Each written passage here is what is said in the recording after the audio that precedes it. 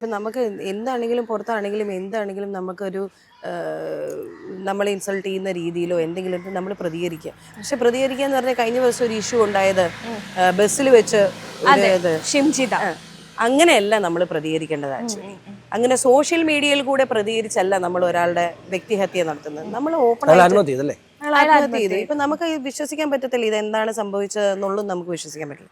ഇപ്പൊ എല്ലാവരുടെയും ഒരു പ്രതികരണ പ്ലാറ്റ്ഫോമാണ് ഫേസ്ബുക്കും ഇൻസ്റ്റയും. ഇതും പീഡിപ്പിച്ചു എന്ന് പറഞ്ഞ് ഓൺലൈനിൽ വന്ന് പറയാന്നുള്ള ഭയപ്പെടേണ്ട സാഹചര്യം. നമ്മളിപ്പോ ഒരു പബ്ലിക് പരിപാടി ചെല്ലുമ്പോൾ ഒരാൾ വന്ന് ചേട്ടാ ഒരു സെൽഫി എടുത്തോട്ടെന്ന് വെച്ചാൽ ഓക്കെ, നമ്മൾ എങ്ങനെ നിൽക്കുന്നറിയോ? എനിക്ക് പേടിയാണ് സത്യം പറഞ്ഞാൽ. ഞാൻ ഇങ്ങനെ നിൽക്കും, ഇങ്ങനെ നമുക്ക് അറിയത്തില്ല.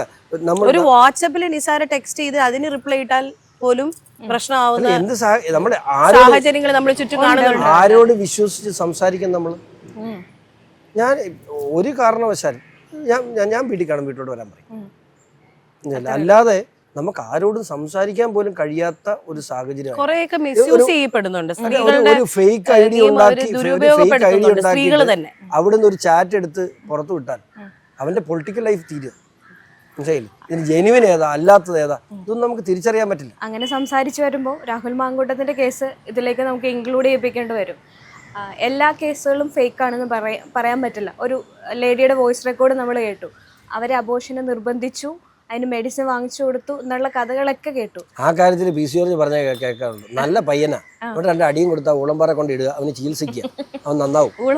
അത് ആ കാര്യം ഞാൻ പി സി ജോർജിനോട് ചോദിക്കുക. നല്ല ചെറുക്കനാ, കുഴപ്പമൊന്നുമില്ല, അവന്റെ 2 അടിയുടെ കുറവുണ്ട്, അത് കൊടുത്ത് അവനെ കൊണ്ട് ആ ഊളംപാറ ഇടുക ശരിയാവും. ഇവിടെ ചെറിയ പ്രായത്തിൽ അർഹിക്കാത്ത അംഗീകാരം, അർഹിക്കുന്നതിന് അപ്പുറത്തെ അംഗീകാരവും സാമ്പത്തികവും ഒക്കെ ചുറ്റും കടന്ന് വന്നപ്പോൾ അവൻ വീണുപോയി.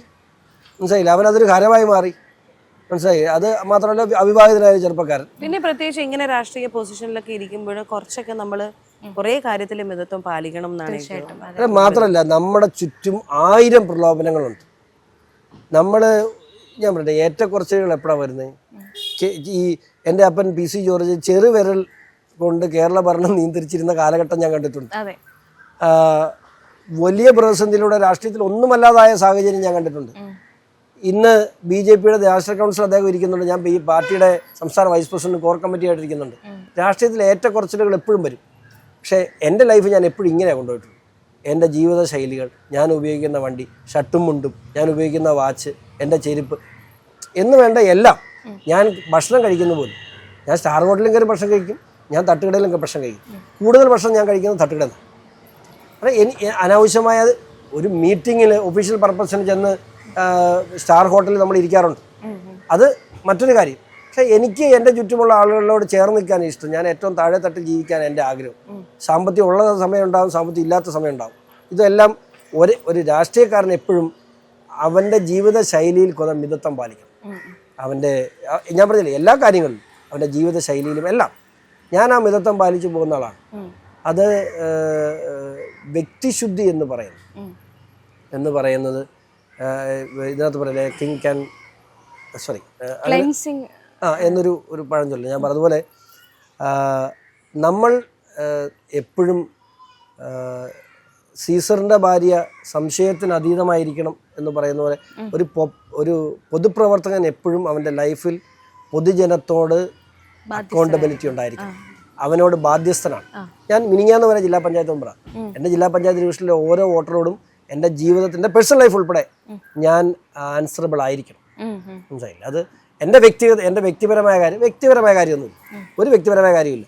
നമ്മുടെ എന്ന വ്യക്തിയെ കൂടെ അനലൈസ് ചെയ്തിട്ടാണ് അവരെ നമ്മളെ തിരഞ്ഞെടുത്തത്. അല്ലാതെ നമ്മുടെ രാഷ്ട്രീയം മാത്രം കണ്ടുകൊണ്ട് തിരഞ്ഞെടുത്തവരല്ല. അപ്പോൾ ആ വ്യക്തിക്കും കൃത്യമായ ശുദ്ധി ഉണ്ടാകണം എന്നാണ് എൻ്റെ കാഴ്ച.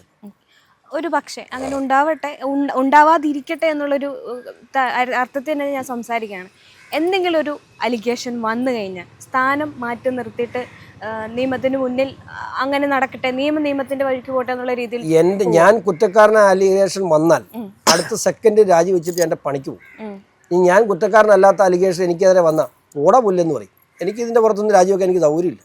ഞാൻ ഏത് പൊസിഷൻ ഇരുന്നാലും 100 അലിഗേഷൻ വരുമല്ലോ. എനിക്കെതിരെ അലിഗേഷൻ വന്നാൽ എനിക്കെതിരെ ഇതിനു മുമ്പ് അലിഗേഷൻ വന്നിട്ടുണ്ട്. ഇപ്പം സമാനമായ ഒരു അലിഗേഷൻ എനിക്കെതിരെ വന്നിട്ടുണ്ട്. ഞാൻ എന്താ ചെയ്തത്? നേരെ കൊണ്ട് കോട്ടയം SP പരാതി കൊടുത്തു, കോട്ടയം റെയിൽവേ പോലീസിന് പരാതി കൊടുത്തു. ഈ വിഷയത്തെക്കുറിച്ച് അന്വേഷിച്ച് പരാതിക്കാരി ഇത് പരാതി എന്ന് പറയുന്നത്, പരാതി വന്നില്ല, ഒരു അലിഗേഷനായിട്ട് ചുമ്മാ കൊണ്ട് എൻ്റെ ഒരു പുകപടലം ഉണ്ടാക്കിയതാണ്. ഞാൻ അങ്ങോട്ട് കയറി പരാതി കൊടുത്തു. എനിക്ക് തൻ്റെ ഇടമുണ്ട് ഞാൻ ചെയ്തതല്ലെന്ന്. അങ്ങോട്ട് കയറി ഈ പറയുന്ന ആൾ പോയ വഴി കണ്ടില്ല. മനസ്സിലായില്ലേ? ചുമ്മാ എൻ്റെ 10-25 വർഷത്തെ രാഷ്ട്രീയ ജീവിതം ആരെങ്കിലും ഒരു ദിവസം വന്നൊരു ആരോപണം ഉന്നയിച്ചിട്ട് അതിൻ്റെ പേരിൽ രാജിവെച്ച് പോകാൻ എനിക്കൊരു സൗകര്യമില്ല. ഞാൻ നല്ല വൃത്തിയായിട്ട് ഫൈറ്റ് ചെയ്ത് മുമ്പോട്ട് പോകുന്ന ആളാണ്. എനിക്ക് ഞാൻ ആരാന്ന് വല്ല ബോധ്യമുണ്ട്. ഈ 2020 കടന്നുവരവ് BJPക്ക് അനുകൂലമായിട്ട് തന്നെയാണ് നിലനിൽക്കുന്നതെന്ന് തോന്നുന്നുണ്ടോ? 2020 കടന്നുവരവ് വലിയൊരു ആവേശമാണ് BJPക്ക് ഉണ്ടാക്കിയത്. കാരണം ഒരു മുന്നണി എന്ന നിലയിൽ മധ്യ കേരളത്തിൽ വലിയ ശക്തിയായി മാറാൻ കഴിയും. അതിനേക്കാൾ എനിക്ക് എടുത്തു പറയേണ്ടതെന്ന് വെച്ചാൽ അവർ പ്രൂവ് ചെയ്ത ഒരു പൊളിറ്റിക്കൽ പാർട്ടിയാണ്.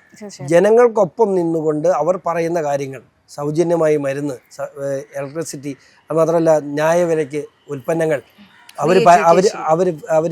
അവർ ഭരിക്കുന്ന പഞ്ചായത്തുകളിൽ പണം മിച്ചമാക്കി കാണിച്ചു. ഇതൊക്കെ അവർ ജനങ്ങളുടെ മുമ്പിൽ പ്രൂവ് ചെയ്ത ഒരു രാഷ്ട്രീയ പാർട്ടിയാണ്. അവർക്ക് എന്തായിരുന്നു വേണ്ടത്? ദേശീയ തലത്തിലുള്ള ഒരു അടിത്തറയായിരുന്നു വേണ്ടത്. ഇപ്പോൾ അതുമായി. സോ 2020 ഏത് അറ്റം വരെയും വളരാം. ഞങ്ങൾ അവരോടൊപ്പം ഉണ്ട്. മാത്രമല്ല അദ്ദേഹത്തിന് അതിന് നേതൃത്വം കൊടുക്കുന്ന സാബു ജേക്കബ്, അദ്ദേഹത്തിൻ്റെ ക്രെഡിബിലിറ്റി ഒത്തിരി വലുതാണ്. അദ്ദേഹത്തെ ജനങ്ങൾക്ക് അതുപോലെ വിശ്വാസമാണ്. രാജീവ് ചന്ദ്രശേഖർ, തുഷാർ വെള്ളാപ്പള്ളി, സാബു ജേക്കബ് കോമ്പിനേഷൻ അതിന് ഭയങ്കര എഫക്റ്റ് ഉണ്ട് കേരളത്തിൽ. അത് NDA വേറെ തലത്തിലേക്ക് എത്തിക്കും, ഒരു സംശയം വേണം. 2 മാസങ്ങൾ കൂടി ഉള്ളൂ ഇലക്ഷന്, 40 ദിവസം കൂടി ഉള്ളൂ. ഓക്കെ, അപ്പം അതിൻ്റെ ഇടയിൽ ഒരു മുന്നണി മാറ്റത്തിന് സാധ്യതയുണ്ടോ? അത് പ്രതീക്ഷിക്കുന്നുണ്ടോ? ഞാൻ ചോദിച്ചത് മനസ്സിലായോ? ജോസ് കെ മണിയാണ്. അതെ, ജനങ്ങളോട് പ്രതിബദ്ധതയുള്ള രാഷ്ട്രീയക്കാരെയാണ് നമുക്ക് പ്രെഡിക്റ്റ് ചെയ്യാൻ പറ്റും ഇയാൾ എന്ത് തീരുമാനം എടുക്കും എന്നുള്ളത്. അപ്പോൾ ഇവരെ ഒന്നും സംബന്ധിച്ച് ഇതൊക്കെ രാഷ്ട്രീയ രംഗത്തുനിന്ന് ഉന്മൂലനം ചെയ്യപ്പെടേണ്ടതായ ഉണ്ടല്ലോ. ഇവിടെ ഇത്രയും നാൾ നിന്നിട്ട് ഞാൻ ഈ പുള്ളിക്കാരനെ കണ്ടിട്ടേ ഇല്ല. ജോസ് കെ മാണിനെ, ഈ പുള്ളിയെ ഞാൻ കണ്ടിട്ടേ ഇല്ല ഒരിടത്തും. ഞാൻ പറഞ്ഞത് രാഷ്ട്രീയ രംഗത്ത് നിന്നും ഉന്മൂലനം ചെയ്യപ്പെടേണ്ടതായ ചില രാഷ്ട്രീയമാണ് ഇന്ന് കേരള കോൺഗ്രസ് കൊണ്ട് നടക്കുന്നത്. അവർ ആ പ്രസ്ഥാനം രൂപീകൃതമായപ്പോൾ അതിന് ചില രാഷ്ട്രീയ ലക്ഷ്യങ്ങളുണ്ടായിരുന്നു.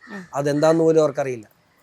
ഏതെങ്കിലും മുന്നണിയുടെ ഭാഗമാകുക, ഒരു മന്ത്രിസ്ഥാനം കിട്ടുക, അതുകൊണ്ട് ജീവിക്കുക എന്നതിനപ്പുറത്തേക്ക് കേരള കോൺഗ്രസ്സിന്, ഞാനൊക്കെ ജനിച്ചത് കേരള കോൺഗ്രസ്സുകാരനായിട്ട്, ഒത്തിരി ആ പാർട്ടിയെ മനസ്സുകൊണ്ട് സ്നേഹിച്ച, രക്ഷപ്പെടണമെന്ന് ആഗ്രഹിച്ച, ഒരിക്കലും പ്രതിദാനം ചെയ്യുന്ന ജനവിഭാഗത്തിന് വേണ്ടി ഒന്നും ചെയ്യാൻ കഴിയില്ല അവർക്കെന്നുള്ള ബോധ്യത്തിൻ്റെ അടിസ്ഥാനത്തിലാണ് ഉറച്ച തീരുമാനത്തിൽ BJPയിലെത്തി. എനിക്ക് കേരള കോൺഗ്രസ് കഴിഞ്ഞ 30-40 കൊല്ലം കൊണ്ട് ചെയ്തതിനേക്കാൾ കൂടുതൽ കാര്യങ്ങൾ നമ്മുടെ ചുറ്റുവട്ടുള്ള സമൂഹത്തിന് വേണ്ടി ചെയ്യാൻ കഴിഞ്ഞു എന്നാണ് എൻ്റെ വിശ്വാസം. അടുത്ത 5 വർഷം BJP ഭരണത്തിൽ വന്നു കഴിഞ്ഞാൽ പ്രധാനമായിട്ടും ചെയ്യാൻ ഉദ്ദേശിക്കുന്ന ഒരു 3 കാര്യങ്ങൾ പറഞ്ഞു കഴിഞ്ഞാൽ എന്തായിരിക്കും? ഒന്ന്, കേരളത്തിലെ കടക്കണിയിൽ നിന്നും രക്ഷിക്കാൻ കഴിയണം. ഇവിടെയുള്ള വിലവർദ്ധനവ് പിടിച്ചു നിർത്താൻ കഴിയണം. അതിന് ന്യായവിലയ്ക്ക് കേരളത്തിലെ 1000 പഞ്ചായത്തുകളിലും ന്യായവിലയ്ക്ക് ഉൽപ്പന്നങ്ങൾ കൊടുക്കാൻ BJPക്ക് കഴിയണം. 3, ഇവിടെ നിന്നും വിദേശത്തേക്ക് തൊഴിലില്ലാതെ പലായനം ചെയ്യുന്ന ചെറുപ്പക്കാരെ പിടിച്ചു നിർത്തി കേരളത്തിൽ കൊണ്ടുവന്ന് അന്തസ്സായിട്ട് ജോലി ചെയ്ത് ജീവിക്കാനുള്ള സാഹചര്യം സൃഷ്ടിക്കണം. ഇതാണ് BJP മുമ്പോട്ട് വെക്കുന്നത്. അത് ഞങ്ങൾ ചെയ്യും. ഹോം അപ്ലയൻസ് വാങ്ങാൻ ഒരിടത്ത്, ക്രോക്കറി വാങ്ങാൻ വേറൊരിടത്ത്, ഗാഡ്ജറ്റ്സ് വാങ്ങാൻ വേറെ എവിടെയോ ഒരിടത്ത്. അതെ, എന്തിനെങ്ങനെ പലയിടത്തും ഓടണം? MyG ഫ്യൂച്ചർ ഉണ്ടല്ലോ. മൊബൈൽ ഫോൺ മുതൽ ഹോം അപ്ലയൻസസ് വരെ എല്ലാം ഒരിടത്ത്, ഏറ്റവും കുറഞ്ഞ EMI. അങ്ങനെയാണെങ്കിൽ ഏറ്റവും കുറഞ്ഞ വില. എന്നാ ഏറ്റവും കൂടുതൽ ഓഫറുകൾ. MyG future, experience the next. MyG ആണ് ഫ്യൂച്ചർ.